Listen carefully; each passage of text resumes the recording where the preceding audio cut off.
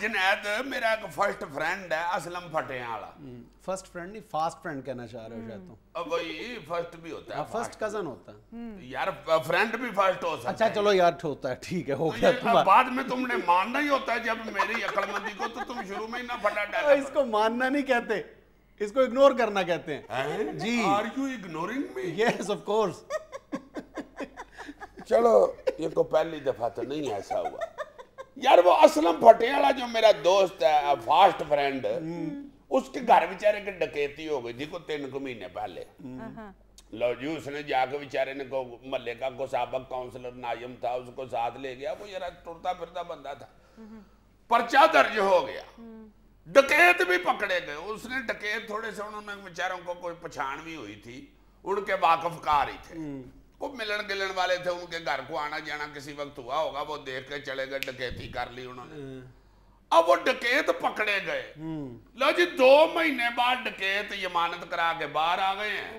اب اسلم پھٹیاں والا آگے آگے یار, ڈکیت پیچھے پیچھے ہیں. پوچھو کیوں؟ پوچھنا ہی پڑنا تھا اس کو یار, پوچھنا ہی پڑنا تھا. لو جناب ڈکیت کہتے ہیں کہ اسلم تیرے پھٹے چک دینے نے ایسا, تم نے ہمارے خلاف مقدمہ درج کرایا ہے, اب تم تگڑے ہو جاؤ. پہلے تو صرف ڈکیتی سے تمہاری خدمت کی تھی, اب تمہاری توائی و پستول کے ساتھ کریں گے.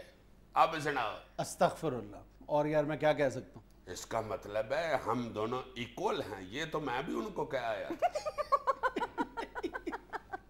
تو بالکل ٹھیک کہہ کے آئے ہو کہ 2 مہینے کی سزا ڈاکوؤں نے کاٹی ہے نا. تو آج کل پنجاب میں کم و بیش ڈکیتی کی سزا 2, 3 یا میکسیمم 4 ماہ ہے. کیا مطلب؟ ہاں قانون میں 14 سال سزا ہے ڈکیتی کی. لیکن پچھلے 1 سال کا ریکارڈ اٹھا کے دیکھ لو, پنجاب میں ایٹ لیسٹ, میں پورے وثوق کے ساتھ یہ کہہ رہا ہوں کہ پنجاب میں ڈکیتی کی سزا جو ہے وہ 3 یا 4 ماہ ہے. اور کسی ڈاکو کو 4 ماہ کی سزا بھی صرف اس صورت میں ہو سکتی ہے کہ اگر مدعی بہت زیادہ خوش قسمت ہو, یا خود اثر و رسوخ والا ہو, یا اس کے پاس اتنا وقت ہو کہ وہ عدالتوں کے چکر لگا سکے. اس کیس میں 3 یا 4 ماہ کی سزا ہو سکتی ہے.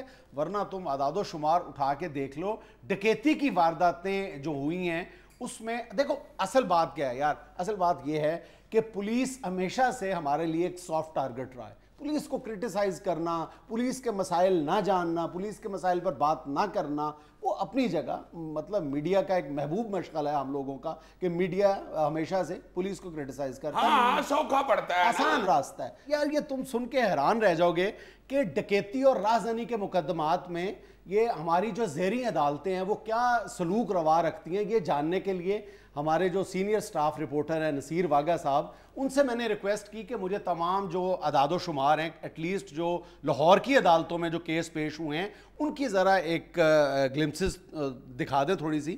تو جو انہوں نے مجھے اعداد و شمار بتائے ہیں وہ اس قدر حیرت انگیز تو نہیں کہنا چاہیے, افسوسناک ہیں کہ تم سنو گے تو تم بھی حیران رہ جاؤ گے. وہ کیا ہیں؟ وہ یہ ہیں کہ پولیس نے جن ڈاکوؤں کو گلٹی قرار دے کر مکمل تفتیش عدالت میں استغاثے پیش کی ہیں, صرف 3 ماہ کے دوران, یعنی پچھلا سال دسمبر, جنوری اور فروری میں عدالتوں نے ڈکیتی اور رازداری کے مقدمات کے یعنی 6574 مقدمات کا فیصلہ سنایا ہے. اچھا ٹھیک ہے. اس میں سے عدالتوں نے 4744 مقدمات کو داخل دفتر کر دیا. کیوں جی, ان کو مٹی لگی ہوئی تھی؟ مجھے اب کیا پتا, یہ تو عدالتوں سے پوچھا جانا چاہیے نا. اور 702 کیسز ایسے ہیں جن میں ڈاکوؤں کو صرف زیادہ سے زیادہ 4 ماہ کی قید سنائی گئی ہے. اور صرف ایک خوش نصیب مدعی ایسا ہے جس کے ڈاکو کہنا چاہیے نا, جس کے ڈاکو کو 4 سال قید ہوئی ہے 3 مہینوں کے دوران. اور 466 مقدمات ایسے ہیں جن میں ڈاکو اور مدعی کے درمیان صلح ہو گئی ہے. صلح ہو گئی ہے جی, حالانکہ ڈکیتی اور رازداری جو ہے وہ کرائم اگینسٹ دی اسٹیٹ ہے, نان کمپاؤنڈیبل اوفینس ہے, اس کے باوجود صلح ہو گئی ہے. اور 622 کیسز میں ڈاکوؤں کو باعزت بری کر دیا گیا ہے. بات اچھی. نہیں تو صلح کیوں ہو گئی اگر ہو ہی نہیں سکتی کہ یہ ڈکیتی تھی یا کوئی میاں بیوی کا جھگڑا تھا؟ یار تم مذاق کر رہے ہو. وہ سوال اتنا سنجیدہ ہے کہ اگر ڈکیت پر ڈکیتی کی واردات ثابت ہو گئی ہے اس کے خلاف, تو اس کو پھر جو کم از کم سزا ہے ڈکیتی کی سزا 14 سال ہے. ٹھیک ہے. اور اگر یا تو سزا سنائی جائے یا اس کو پھر بری کر دیا جائے، دو ہی چیزیں ہیں نا. اور پھر اگر اس پر ناجائز اسلحہ رکھنے کا الزام بھی ثابت ہو جاتا ہے، اس کی کم از کم قانون میں 7 سال کی سزا موجود ہے. لیکن عام طور پر آج اگر آپ ناجائز اسلحے کے الزام میں پکڑے جاتے ہیں، اگلے دن آپ کی ضمانت ہو جاتی ہے. اور تمہیں پتہ ہے کہ اس کی ضمانت کے لیے کیا چاہیے؟ صرف موٹر سائیکل کے کاغذ. تم دیکھو نا، رازڑی، ڈکیتی، قتل، اغوا برائے تاوان، لڑائی جھگڑے، ہر شے صرف اسلحے کی وجہ سے ہوتی ہے، اور وہ بھی نجائز اسلحہ. اور نجائز اسلحے کو پہنچ ہی نہیں رہا تو پھر لگے رہے سارے. ویسے میں تمہیں یہ بات بتاؤں، یہ چھوٹتے کیسے ہیں. تمہیں پتہ ہے شناخت پریڈ کا کیا طریقہ ہے؟ ہاں، وہ بھی ایک عجیب کہانی ہے. حیران ہو جاؤ گے تم سن کے کہ ڈاکو کی شناخت پریڈ کیسے ہوتی ہے. لو اللہ لو کہ وہ کرتے کیا ہیں، یہ اپنے جج صاحب یا مجسٹریٹ صاحب جو ہوتے ہیں، وہ 15 لڑکے بٹھا دیتے ہیں وہ ڈاکو کی عمر کے، اسی کے ہم شکل تقریباً، اور اسی کی عمر کے اور اسی کے جسم کے بندے. 15 بٹھا دیتے ہیں. ادھر جناب مدعی صاحب کو بلایا جاتا ہے. وہ مدعی کو کہتے ہیں جی اس میں سے اپنا ڈاکو ڈھونڈو. پہلی بات تو یہ ہے کہ جب ڈکیتی ہو رہی تھی اس وقت وہ بیچارہ مدعی بیٹھ کے ایک جگہ پہ کانپ رہا تھا یا اس کی کاغذ کے اوپر فوٹو بنا رہا تھا؟ یہ رکھا نہیں کرنا بھائی جی. اور ویسے بھی اس نے اپنا منہ ڈھانپا ہوگا. او یار، اس کی اس وقت جان نکلی ہوتی ہے جس کے گھر ڈکیتی ہوئی ہوتی ہے. تمہیں کیا پتہ ہے؟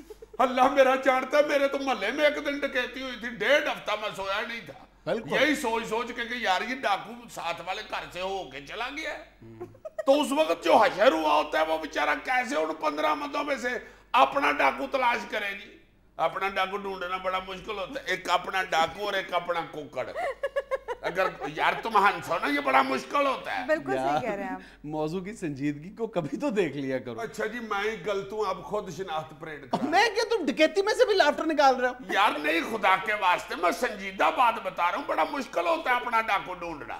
اب 15 بندوں میں سے وہ بیچارہ اگر وہ شک شبے کی بنیاد پر چھوڑ دیتے ہیں، چلو جی جاؤ خیر ہے. اوپر سے حیران کن بات تمہیں یہ بتاؤں، اور پاویں 15 بیٹھے ہوئے ہیں، ان میں سے ایک ڈاکو ہے جس کے پاس سے اس مدعی کا بے شک مال مسروقہ جو ڈکیتی میں گیا ہوا ہے وہ بھی برآمد ہو گیا ہو، اصلی اس کا شناختی کارڈ بھی ڈاکو سے مل گیا ہو، پھر بھی چھوڑ دیتے ہیں کہ نہیں بھائی پچھانے ہی نہیں تو ہم کیا کریں. ایک انتہائی افسوسناک واقعہ میں تمہیں بتاتا ہوں. لاہور میں پچھلے دنوں ایک ڈکیتوں کا گینگ پکڑا گیا تھا جن پر باقاعدہ ڈکیتی کے 324 سے زیادہ مقدمات تھے، اور اس گینگ میں 3 سگے بھائی تھے.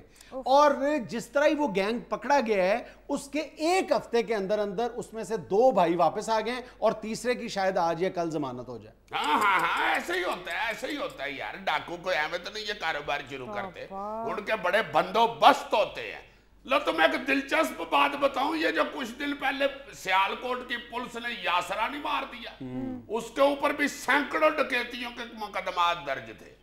اب جناب وہ کتنا چلاک پائی ہے. یہ تو یہ جو ہو گیا بھلا ہو گیا سیالکوٹ والوں کا کہ وہ پولیس مقابلے میں مارا گیا، ورنہ کس نے اس کی شناخت پریڈ کرنی تھی. وہ ایسا تیز بندہ تھا کہ ایک پولیس والے نے مجھے بتایا کہ بھائی جی ہم پہلے بھی ایک دفعہ دبئی اس کو پکڑنے کے لیے گئے تھے، اس کے سرانے پہنچ گئے، اس کو پکڑ لیا.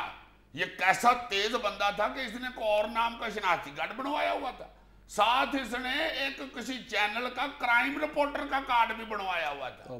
یہ اس نے دکھایا بھائی جی آپ غلط بندے کے پاس آئے، آئی ایم سوری میرے پاس ٹائم نہیں ہے، آئی ایم پریس رپورٹر. اور یہ چھوڑ کے اسے آ گئے.